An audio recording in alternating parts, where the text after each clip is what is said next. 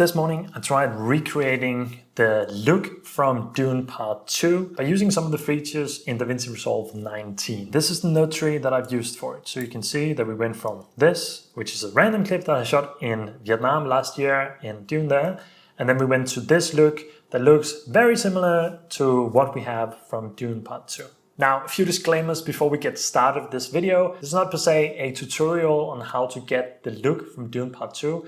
Rather, it's me playing around with DaVinci Resolve 19, testing out the new Film Look Creator and ColorSlice to see how we can work with them and what we can actually do, how well they work, and me just having a good time. So, what you can get out of this video if you're watching closely is if you pay attention to the vector scope and the waveform and the way I use them in this video, you can use this technique across pretty much anything using a still from a movie and then analyzing what it looks like and moving your own image or clip towards the same kind of look. Now, I don't necessarily recommend stealing other movies' looks, but this is a great way to understand how you can make your videos look similar or get a similar look to your favorite movies out there. So we're using Dune Part 2 as the example today. And what I'm really trying to get into is how does the Film Look Creator work? And I thought it was fun to show you what I got to use it for now and how to analyze a film look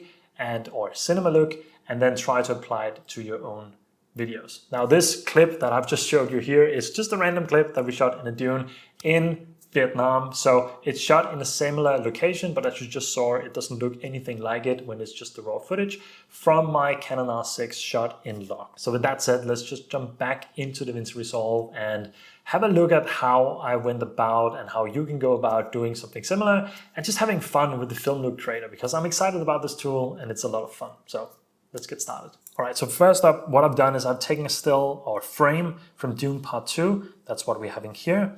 And I've just taken my own clip frame from that. This is what you saw me do. This is the clip when it's just converted to Rec. 709. So I've just dragged these in. I'm not going to try and make the frame move or anything. I'm just trying to see how close I can get to the look. So that's all I'm doing in this video. Project settings out of the way, master settings, 4K, 30 frames per second, color management, DaVinci YRGB, DaVinci Wide Gamma to Intermediate, and Rec. 709 Gamma 2.4. I have set my display up to be Rec. 709 Gamma 2.4, so if you have something different, make sure that you're exporting in the correct way. If we jump into the color page, you can see that this is the clip that we had. Just turn this off. This is the clip that I graded this morning, and now I'm just having the same node tree structure set up, so we can try and recreate what I did this morning, and I can show you how I got to that look. On here we have the clip that we're working as a reference, and what I've done here is inside the color page, I've just right-clicked on the frame, click grab still, and in my gallery now I have a still. So the way that you get the still to show up is you can use this split feature. If you only have one, there's going to be a little arrow like this that you can use. Click on this and then you can click selected still images. You can open your gallery, select still, and then you will have it next to your own frame. Important to notice here is that if we just lower this again, I can increase my scopes here. So we have both of them we can look at. On the waveform, you have the clip that we have on the right. You can see the waveform here. It's going to the middle, and then this is what we have. You can see it lower here.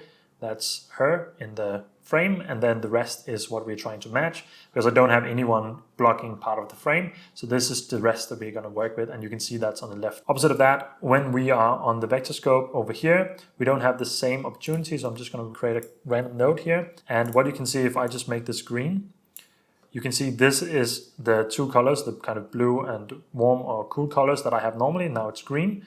And this is overlaid on top of what we have. So you can see if I turn it on and off, you can kind of see that balancing back and forth. And you can see it's quite a lot cooler right now than what we have here. It's a lot warmer. So we're going to try and recreate that. I'm just going to delete that node again. This is just what you're going to look out for if you want to learn something from this video. How I'm using the waveform, how I'm using the vector scope along with all these tools. And then the last thing I think it's important to say is I don't necessarily recommend that you're using this particular node tree. This is just what I ended up setting up to try and recreate the look as well as I could. Now, the whole purpose of this video is to try and use the Film Look Creator. So we're going to start by that, adding that onto our node here. This is a new tool in DaVinci Resolve 19, and you can just search for film, then you get the Film Look Creator. I'm not yet sure if it's a paid feature or if it's in the free version, but either way, when you have dragged it onto your timeline, you get a lot of features, you get some presets. I'm going to use default no effects because I don't want any of the effects to be shown.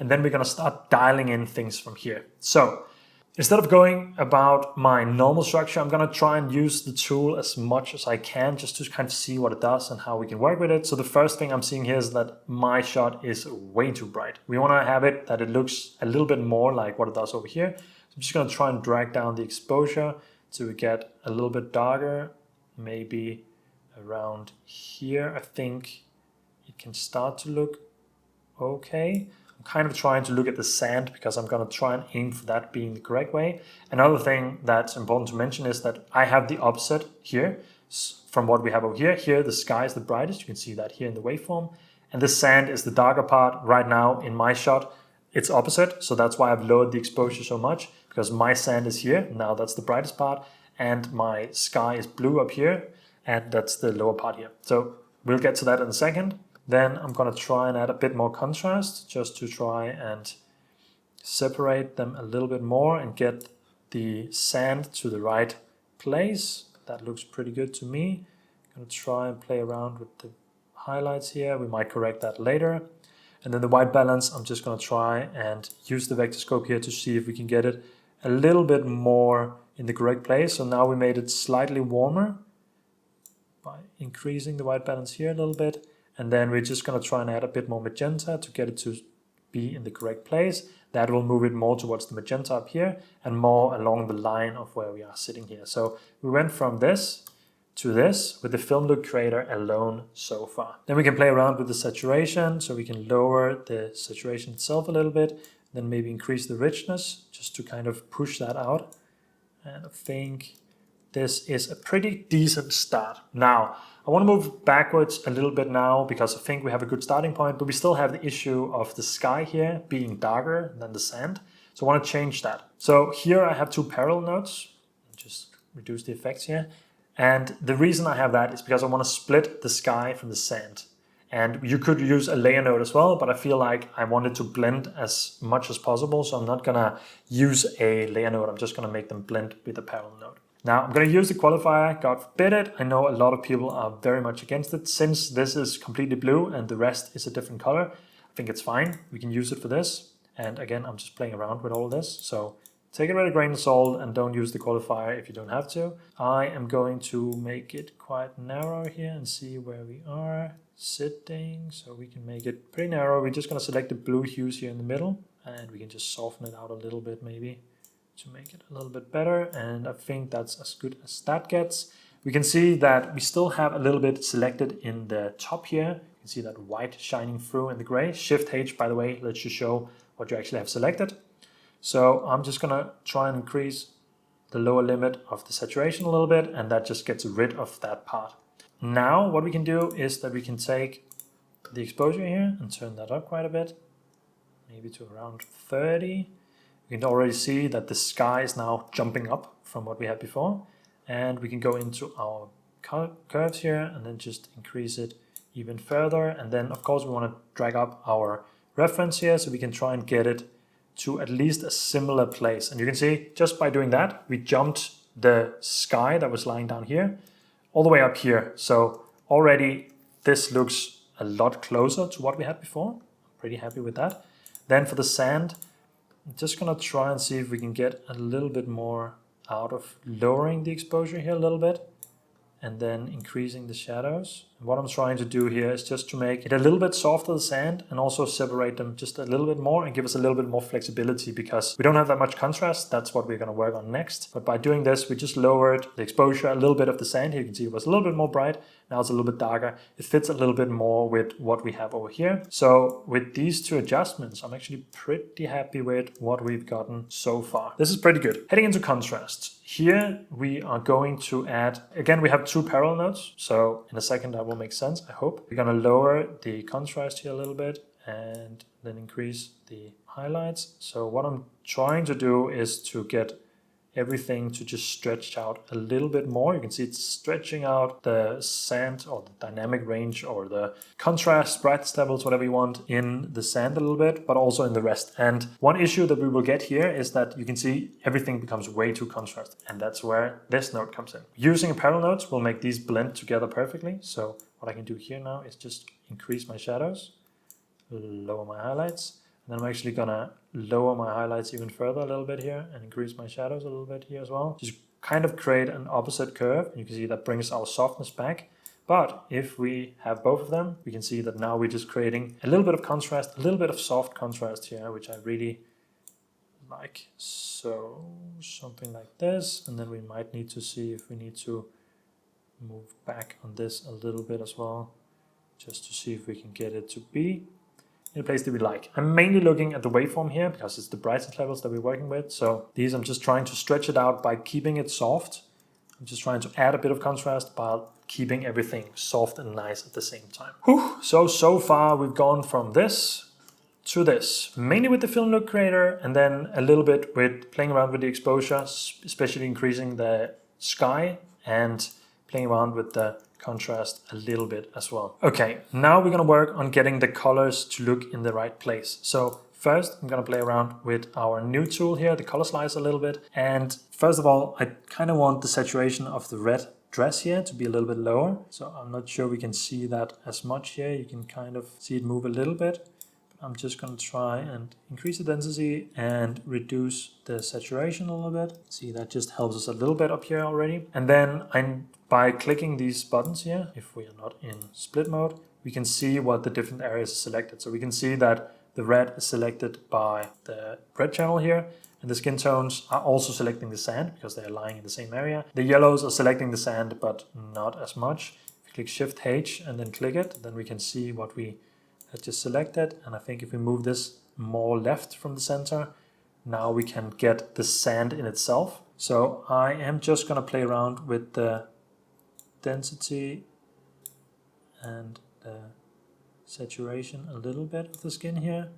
Also going to see how much this affects, because I don't really want the skin to be affected too much, and it is affecting the skin quite a lot. So I'm not sure we're actually gonna adjust too much here, apart from a little bit of saturation. I think that's okay for now. See what these does. The density helps us a little bit here, and then just trying to get it in the right place here. It looks a little bit red to me right now, so we might need to fix that in a little bit. But now the yellow, we should be able to move that around, and I want to bring my still up here.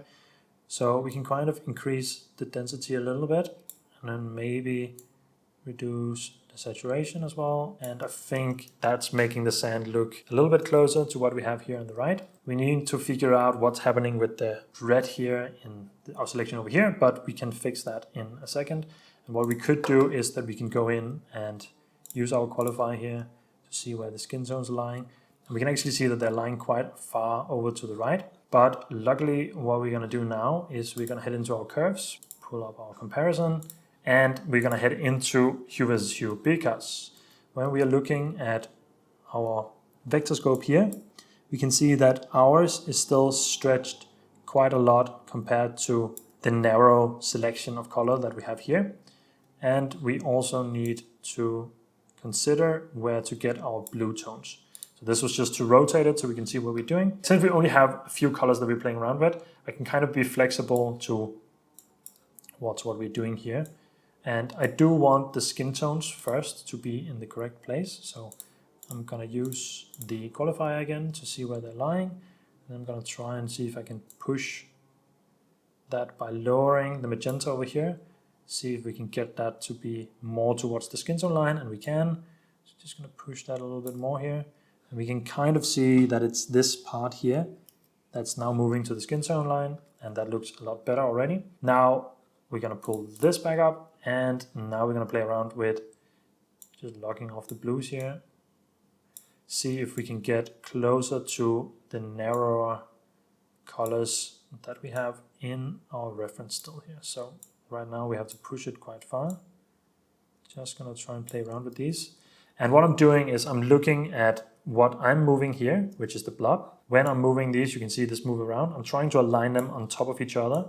Let's try and see if I can get somewhat the same result here. And already we have lowered the saturation or made the skin tones look better. So that's good. They're also less red, so that's perfect. And the sand looks pretty much exactly the same color as over here. So by moving and adjusting the colors around here, this is pretty good. Now, in the color slicer, what I forgot to do before is that our sky still doesn't look completely correct. So first up, I'm gonna try and just lower the saturation or increase it.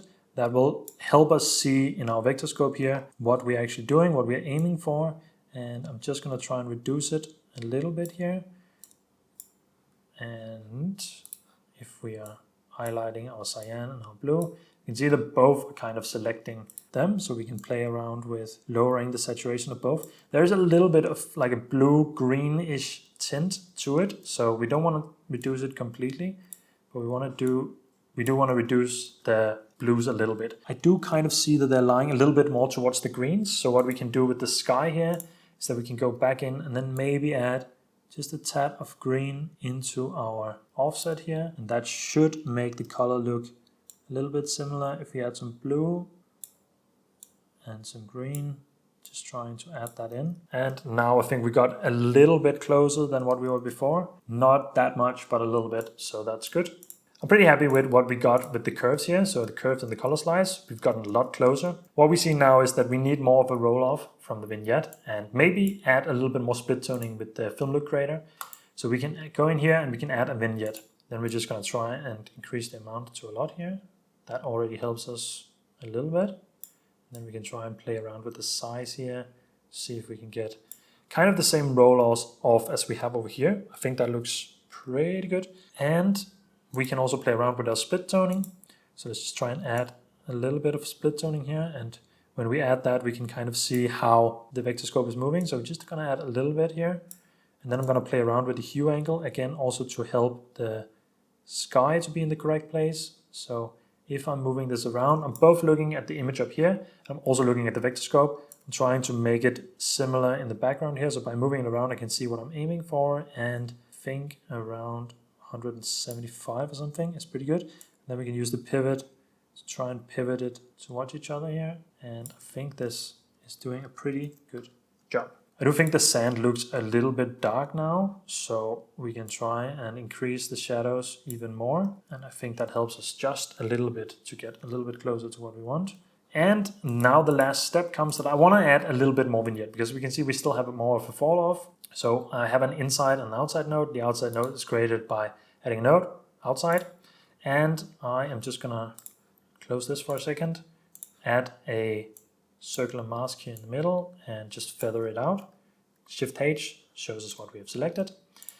I am going to add a tiny bit of contrast in the middle, and then I just want to pull this up again, increase the gamma a little bit, just so we have the middle sitting pretty much in the same place as we had the other one. You can see it just brings that brightness that we have in the middle. We're just kind of bringing that in here. And for the outside node, I'm going to use my curve. And then I'm just going to try and make a similar fall off to what we have on the right. Something like this. You can see that just creates our vignette because it's selecting the outside of what we had before. And with that, I think we've gotten pretty close. Now comes the reveal. If I click one step to the right, did a little bit of a better job this morning, and I think we have a little bit too much saturation in our colors again, so we could go in and try and tweak it a little bit by just lowering our skin and our saturation here. I think that helps us a little bit, and we can go into the film look creator and we can play around with our saturation here again, so maybe decrease the richness just a little bit here, something like this. And the hue rotation just a slight bit as well. That looks a little bit better. And then what else do we have? Now they're actually very similar. This one that I just created now is a little bit brighter and a little bit softer. So I actually think in terms of comparing them, I did a little bit of a better job now in this video than I did earlier. So I do kind of like my result here a little bit more. It has that faded look, maybe a slight bit too much, but I think we've gotten a long way. I think both of these looks look pretty good. I do like it with the brighter sky because I feel like that matches the right a little bit more. Overall, I think we can get pretty close. especially with Film Look Creator. This is all that the Film Look Creator have done in this video. And we haven't even used many of the effects. We've mainly just used the split zone and the vignette, and then the color settings as well. So I really hope that you enjoyed this video. I really enjoy making it. I really enjoy playing around with these new features and tools that we have inside DaVinci Resolve 19. And I hope you got something out of using the waveform and the vector scope as tools with a still from a movie to create a similar look. This can be created across any kind of clips, but just remember that the closer your clip looks in exposure and in the scene and the colors, the easier it will be to replicate something. Now, when they shoot in Hollywood, they are making stages and scenes and all that kind of stuff to make it look the way they want with lighting and everything as well. So there goes a lot more thought into me walking around in Vietnam with Joya and shooting a random shot and now trying to make that look like Dune. One clip from Dune.